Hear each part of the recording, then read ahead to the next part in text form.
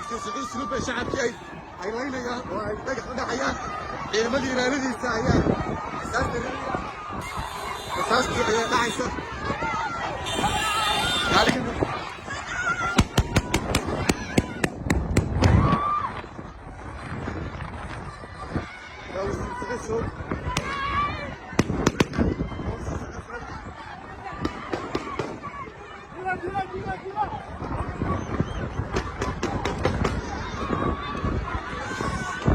Yarın bir kişiliği, yarın insan kişiliği.